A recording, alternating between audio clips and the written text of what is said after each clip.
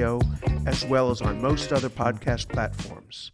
Join us on SideBarMedia.org. This isn't about any particular person who's in power now, but we do recognize that this maybe is a moment in time, as we all agree that our democracy is in a weakened state, that maybe more people will come together that wouldn't have come together historically before, and that they recognize that in this crisis there's a moment of opportunity.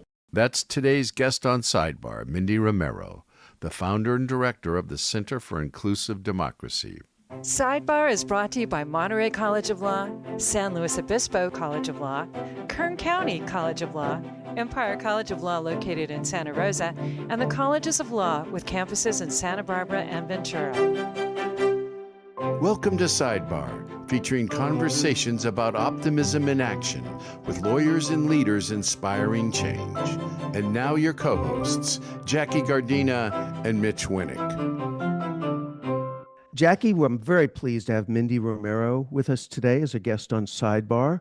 Mindy is the founder and director of the Center for Inclusive Democracy at the University of Southern California Saul Price School of Public Policy.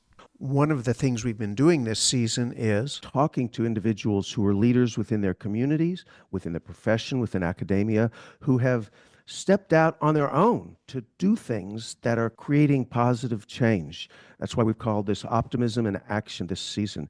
And Mindy certainly fills that role, having dedicated her profession to issues related to inclusive democracy. Mindy, welcome to Sidebar. Thank you for having me. Mitch and I have spent a lot of time talking about our nation's attempt to move forward towards a pluralistic democracy, and certainly the work that you do, Center for Inclusive Democracy, is a big part of the forward movement that the nation's trying to make. I guess my first question is, what prompted you to get involved in this?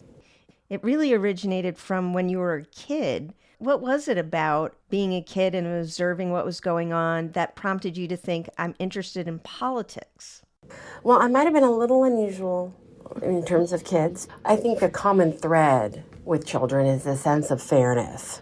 You learn what's right and wrong, but you just have this kind of gut sense of, that's not fair. Why is that happening? You question those sorts of things. And when I was a child, I lived in a community where I saw a lot of things happening that didn't really make sense to me, that didn't really seem fair. I saw what we would think of typically as a more disadvantaged community, schools not performing as well, parks not in good shape, a lot of things at a really local level. And then I would go not very far, travel very, very small distances, and I would see a very different set of experiences. And in the same town, different life chances. I didn't know that term at the time.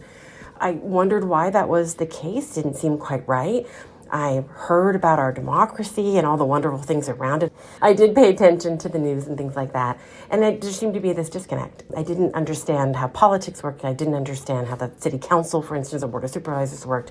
But that was the spark for me. And then as I got older, I learned that the communities that seemed to need even louder voices, they needed, more help, more attention, were the ones actually that were participating less than other communities, in terms of voter turnout rates. But if you go to the city council, right, you're not going to see that representation. And I wondered why that was the case, and then eventually decided I was going to get involved. Mindy, I can see where that engaged you at a very early age. When you talk about empowering local communities to address disparity, help us understand what that means in common terms. It's all about outcomes. We fight over the distribution of outcomes. Policy generate the life chances that individuals and communities have. And in a robust, stable, participatory democracy, representative democracy, you need the people to have a hopefully very big say in what those policies are, and that the outcomes are about improving their lives. But hopefully in a healthy, respectful way. And there are going to be winners and losers. And I didn't expect to go all the way for my PhD and to be a researcher, because almost no child grows up to think they're going to be a researcher. But I knew I wanted to play a role. I wanted to learn more, and then I wanted to play a role in making our democracy what it was supposed to be. And then as I got to school and I studied political science and sociology, I realized that maybe I had a little bit of a talent. People told me, at least for research, and I thought that could be my pathway. You went a lot further than that. You've now created not one, but two organizations in your current organization, collected an impressive group of sponsors of both state agencies and other organizations. Talk about that transition. Now, that's a much bigger leap than even deciding, well, maybe I'll get a PhD and study this. And for me, it really wasn't. If I look back, I mean, it was all about the work having impact. Why go and get my PhD? And it was a long journey. I ended up doing it as a single mom. I had 3 kids. You've got to be committed. And for me, it was about what I was going to do with that I was going to make positive change with that research. It was just how. I quickly, very early on, saw a gap in the field in terms of research, specifically looking at these questions of inequity and how to increase participation and representation. And I thought, oh, well, I got to do something about this. Did I think that I would build a center that would now be 15 plus years in and now be a national center? I didn't have that ability to see that far into the future. But I think if you follow your path, this is what I tell students, if you have your North Star, my North Star was use the research, do the work, but it has to be impactful to the real world. Nonpartisan, that's actually the strength of the work because it speaks to everybody and they trust it.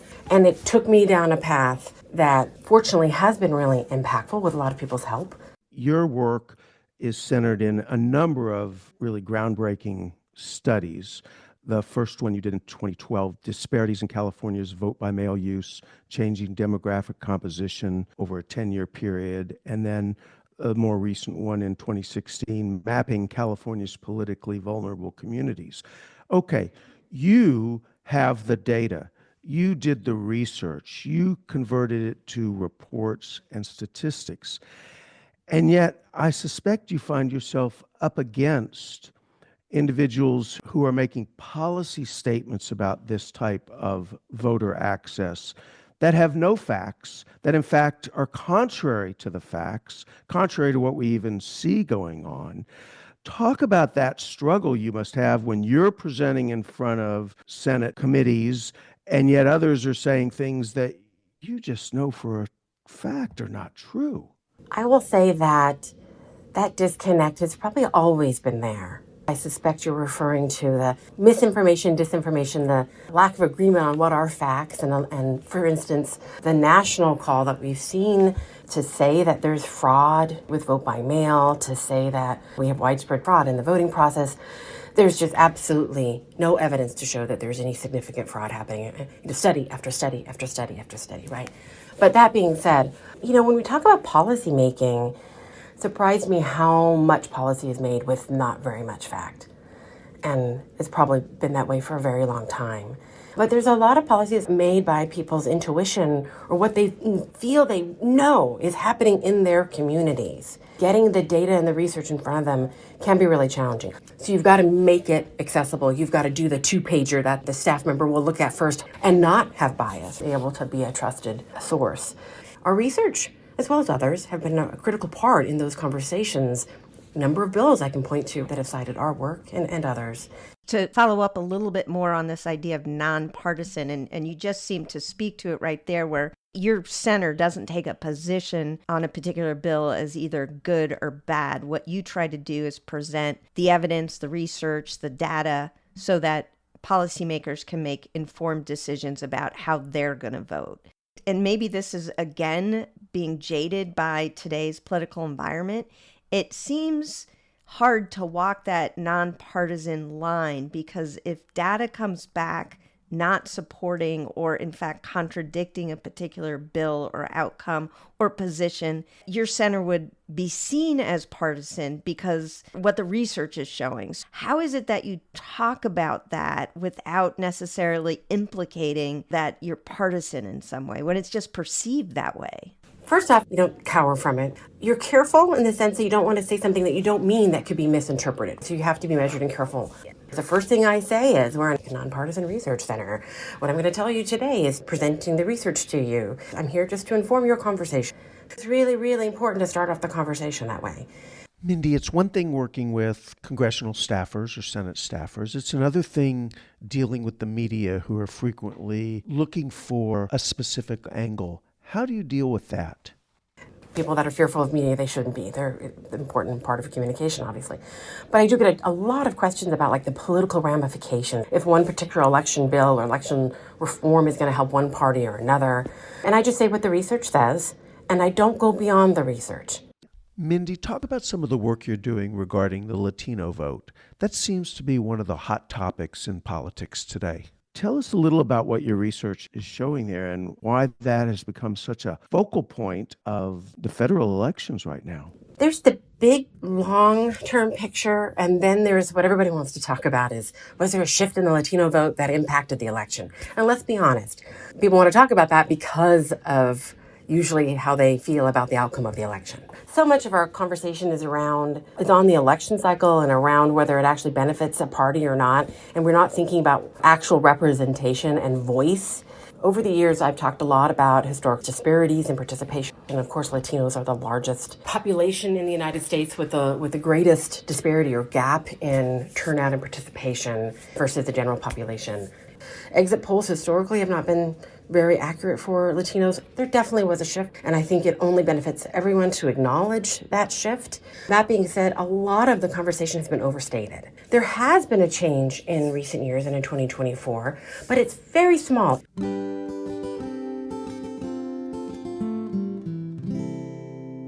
Jackie, I want to take a moment to reflect that as we're talking about optimism in action, many of our guests say that they first started thinking about a career in public service while they were still in law school. And schools like yours and mine, Monterey College of Law, provide an affordable, convenient way for working adults to attend law school and pursue these interests. Classes are taught by practicing lawyers and judges who prepare our students to serve their community in many of the same areas that we are discussing here on SideBar. For more information, go to montereylaw.edu.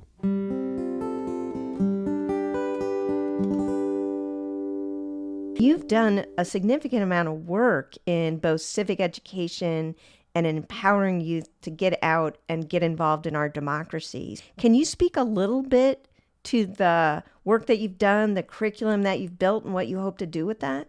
Number one, we've just done research that has broken out the youth vote. There's so many people hadn't done.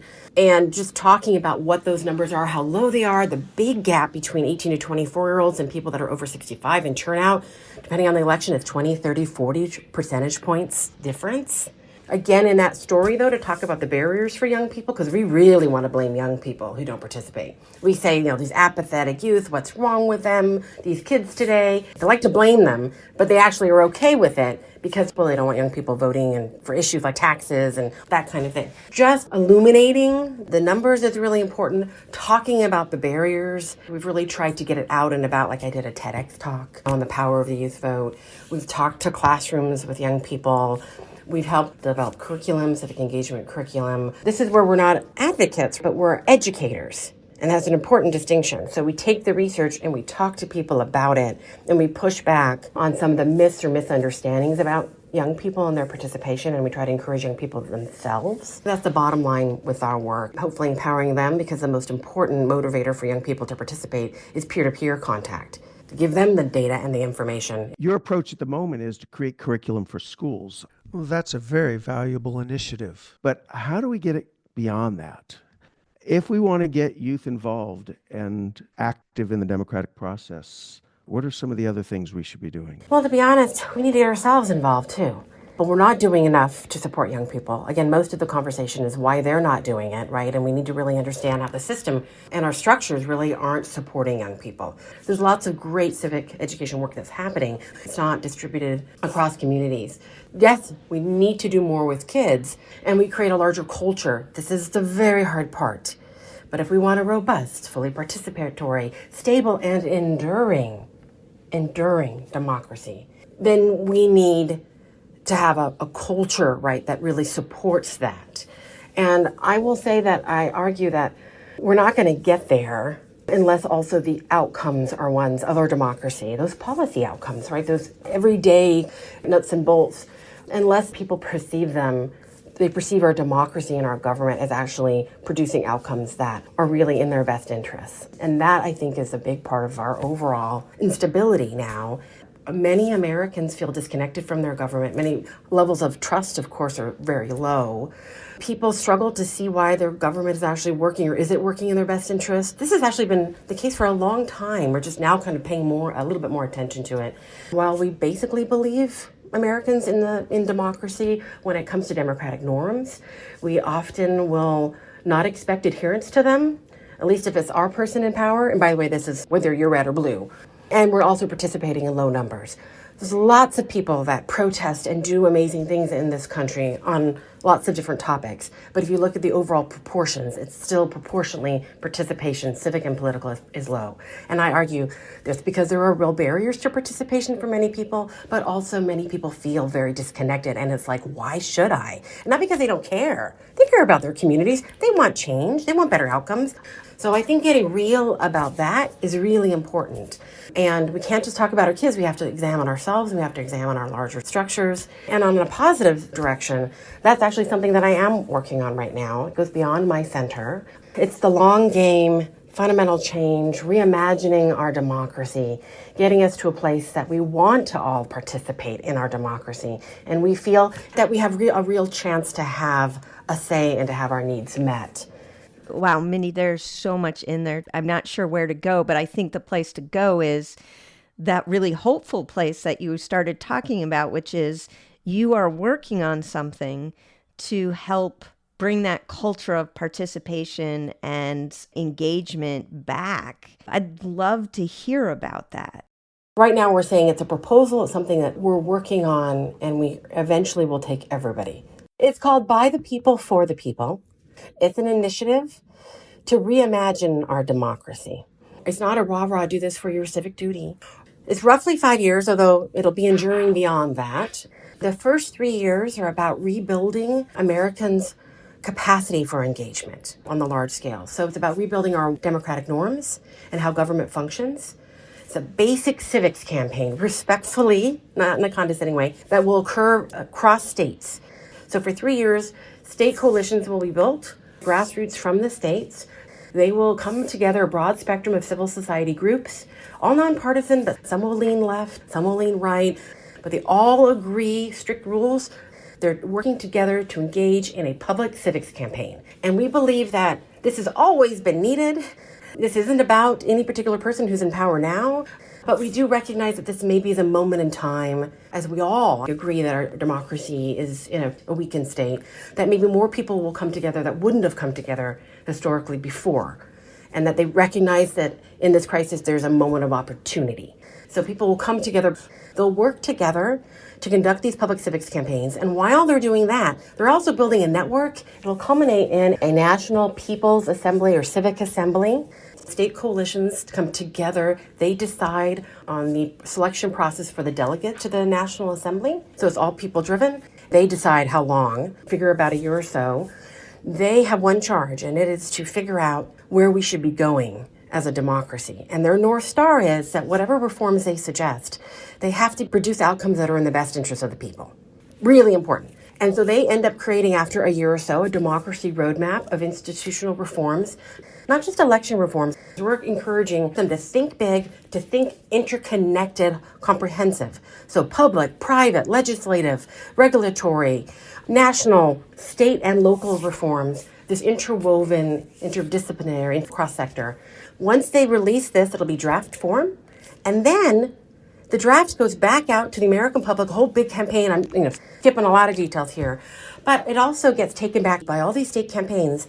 The draft gets disseminated through those communications channels that they created for the public civics campaigns. There's all sorts of ways that we're going to get the public's input on the draft. Eventually, the draft gets finalized. It gets disseminated back out for the adoption process and education process. And there'll be a very large campaign just explaining every step of the way, really transparent about the motives, about the purpose, that it's people-driven. We're excited because of the scope of it. It is absolutely huge, as you can imagine. We hope that we get to the point to be able to launch it. And the idea is that you have something enduring. There's accountability every year. There's tracking of which reforms get adopted and which don't. It's people-driven, and you have a built-in network and a whole lot of trusted messengers and respected community members that will build in that legitimacy over time in the transparency and in service to the American people. I don't know about you, but I think everybody knows that there's reforms that we need. We've needed for a very long time. I have faith in the American people.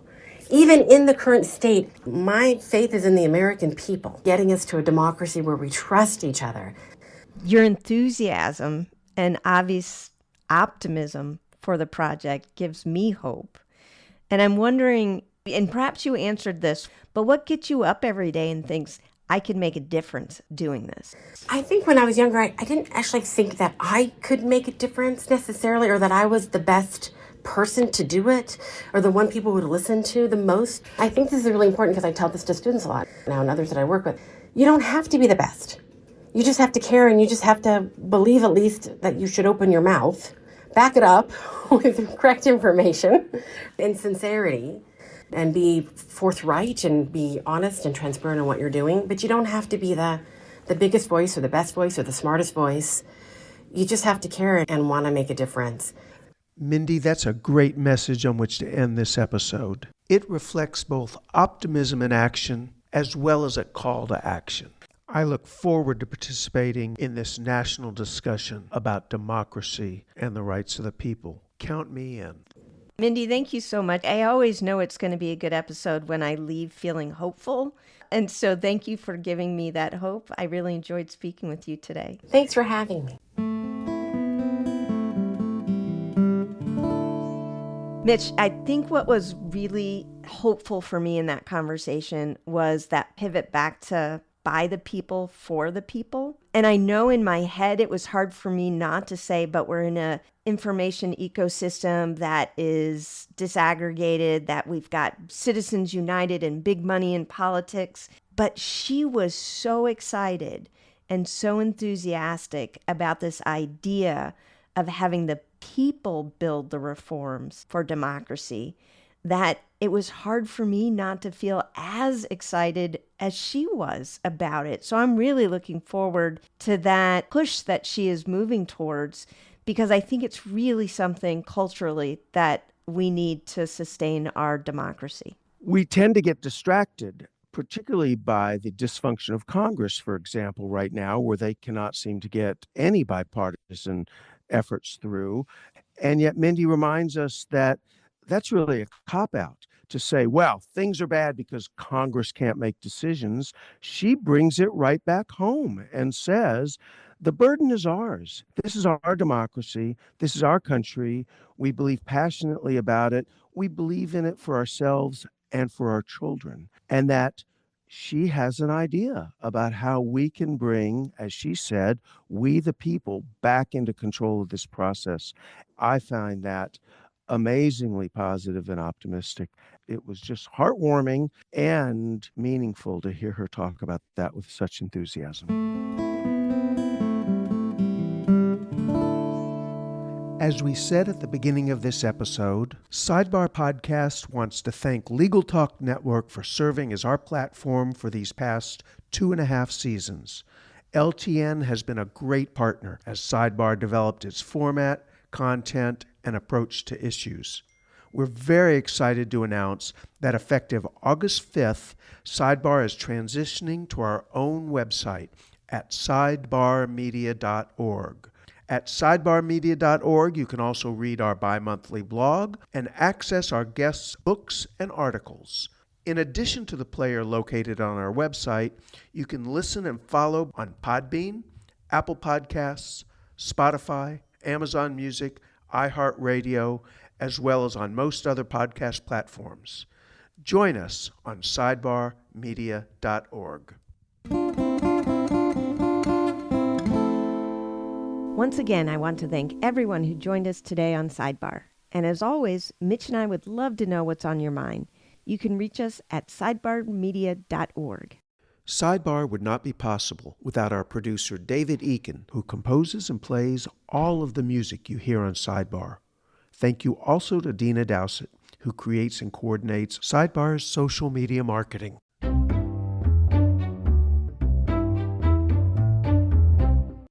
Colleges of Law and Monterey College of Law are part of a larger organization called California Accredited Law Schools.